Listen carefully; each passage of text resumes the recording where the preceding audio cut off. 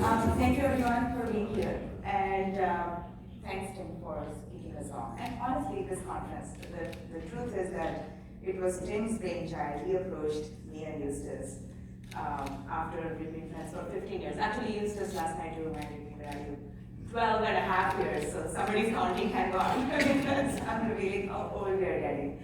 But how long we have been at this journey together. And that kind of prompted this report. So as Eustace mentioned, I'm Vice President at Cornerstone Research now. I was at Qualcomm for 20 odd years, first doing engineering, and then I'm running the economics function for the company. And now in the world of litigation, one of the things that us nerdy economists like to do is look at the big picture. So that's what the report is about. Cornerstone, as many of you in the room know, is a firm that provides litigation and regulatory consulting services for expert witness work when there are disputes in the courtroom. So when you're licensing negotiations in the business field and you go to the court, we're the economists who come and do the tinkering with the data and analysis and provide testimony. And because I revealed how long Tim, Eustace, and I have been in this world, 15 plus years, we've been noticing all the different ways the world has changed in the world of global litigation. You all are in the trenches, you know this. You know that it's not just about litigation in the US anymore. The businesses have gone global, the disputes have gone global, and frankly, the center of gravity has shifted out of the United States into many other jurisdictions like China and the Unified Patent Court in Europe that was recently established, and so on. So we thought, let's look at the data and see where the world is going, sort of the big picture view, and tell a story about how it impacts all of us. So this is the report, IP litigation, US trends and global perspectives, and it's a guide for both practitioners and policymakers. Because as practitioners, it gives us some sense about how should we be thinking of our enforcement strategies, what are others doing, where are the trends going, and obviously it has some policy implications, which is why Tim and I also had a roundtable discussion that we had convened a couple of nights ago with the current director of USPTO, John Squires, and the former director, Andre Iancu, where some of you were present, where we discussed some of these and the broader implications. But today it's about the practitioner world. So with that, and by the way, thanks to the team that helped prepare this, there are some people, Elias Eiling, another economist, and Shane Oka in the team, who are in the room, so I just wanted to call them out. Clicker, is it working, Tim? Yeah, everyone is there. Okay.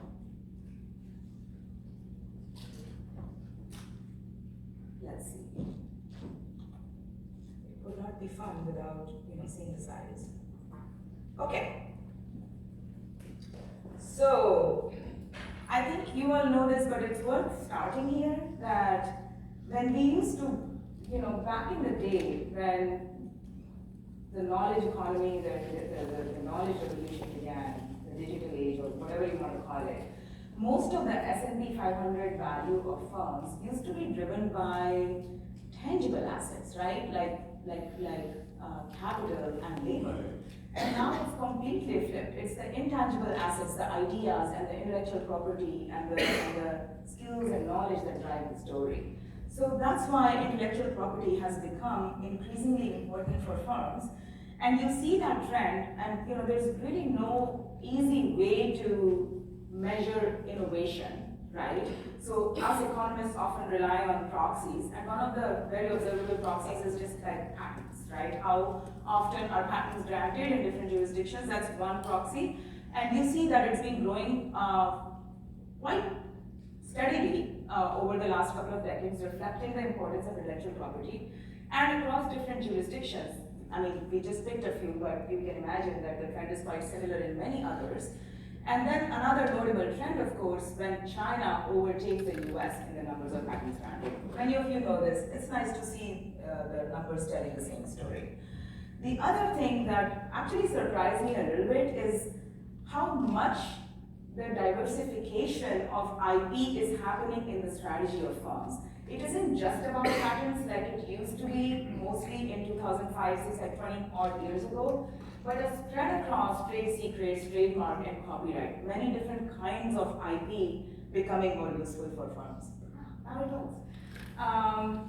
Okay, and I think that's why when we zoom in, for example, on patent litigation, you see an interesting trend, right? Like you don't see this like litigation rising rapidly in the US, and that's not because there are fewer disputes. I think we just discussed, and you'll see in a minute, there are more disputes. There, like not all of them are happening in the US.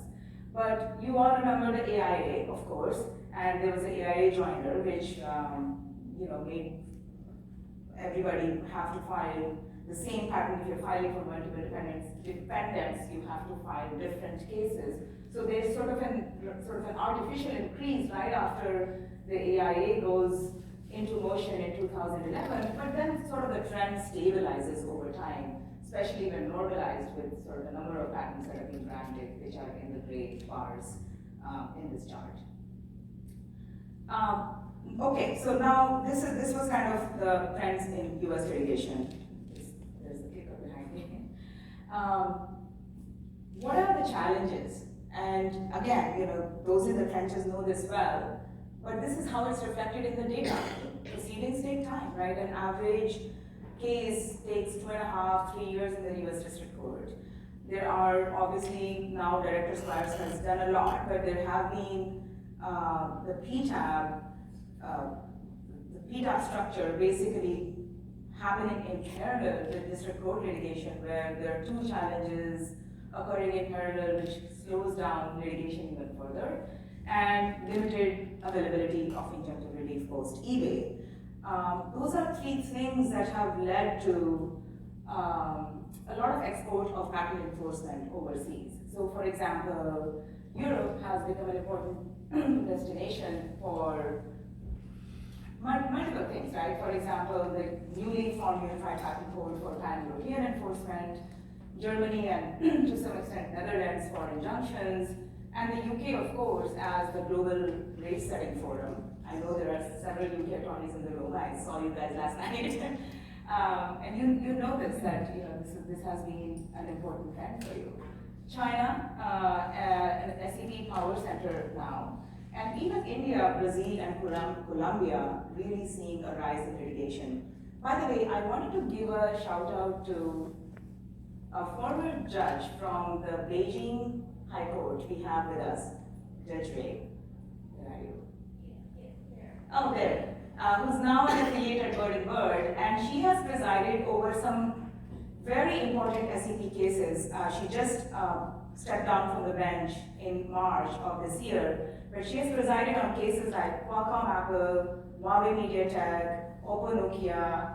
I know I'm missing a few, but I would like to give you the floor in the end for a minute so that you can sort of show us what the trends are. From what we see, just from the data, right? The Unified Patent Code, for example, which just came in, sprung into action a few years ago, has already seen a major rise in the number of cases that it's handling. And this is where litigation is happening. I think this shouldn't surprise anybody, and that's why most of us are in this room on a standards conference, because a lot of action happens in telecommunications, and then healthcare and informatics and some other things, but a lot of action happens in telecommunications. China, and this is when I really did want to give you the shout out, Judge Ray. I don't have full data. We have what is observable, and I know that it cannot be complete. But it already shows this incredible rising trend in China, and I would like you to speak a little bit more about this in a minute. So what does US patent litigation today look like? Similar trend across the globe. Telecommunications leading the charge, informatics very close to, so a lot of action in high tech. Not surprising, but validating. And then healthcare, medical technologies, and instrumentation and biomolecular and so on. Okay, there's always a lot of conversation about NPEs, PAEs, how you define them, because we lump universities and small inventors and all kinds of things in those buckets. Uh, with that, the share of patent cases filed by what we call all kinds of patent assertion entities, meaning actually that's NPEs and PEs, is kind of, again, it increased with the AIA joinder rules because of having to file different pieces of litigation, but you see it kind of stabilized after that over some time. The other interesting thing was the trend on damages. So you see, like, they go up and down, but average damages have been quite a bit on the rise, as well as median, but really the average damages. Like, they can really go up to, for example, hundreds of millions of dollars for certain cases. And that's why you see this sort of consistent difference between the average and the median curves, which means that, most cases, while we'll have, like, there's a high variance, basically. There are many, many cases where the damages number won't be that high, but then there are certain, like 20, 30 odd cases every year where you have this really large damages number that really increases the average. And just to give you an idea, to pick up a few outliers, if you want to call them, or just on the right hand of the curve, some of the large patent damages awards that shape litigation incentives are written here from last few years that are sort of these big numbers that pop at you and increase that average curve. Okay, so that's damages, and obviously US remains an important jurisdiction for damages. Injunctions as a remedy. As you know, the eBay decision happened in 2006, and the share of US patent cases for which injunction was even sought, not granted, even sought, went down. So, like I have actually an academic paper with a law professor on this long time ago, where we do much more of a rigorous analysis. But we find that people basically self-select into not even seeking as much for injunctions anymore after eBay, because you know that it's less likely to get it. And then, just the data shows you that more often than not, it's the product companies who are both seeking and getting the injunctions granted than the non-practicing entities or the patent assertion entities. Again, that makes sense. It's just really interesting that the trend that happened after eBay is disproportionate across the kinds of firms that are engaged in patent litigation. Another very interesting trend is move away, we had this chart that showed people aren't just relying on patents anymore, on copyrights and trade secrets and all those other things. It's kind of validated by how you're seeing the litigation trends moving into trade secret. Pretty aggressive, there's a pretty aggressive growth in, by the way, as you know, you can't see a trade secret being filed because, that data is not observable. The only observable thing is trade secret litigation. And that data is growing, right? So that means the importance of trade secret is generally growing for firms, and you're seeing more disputes in trade secrets for that reason. So people are shifting to trade secret as a IP strategy.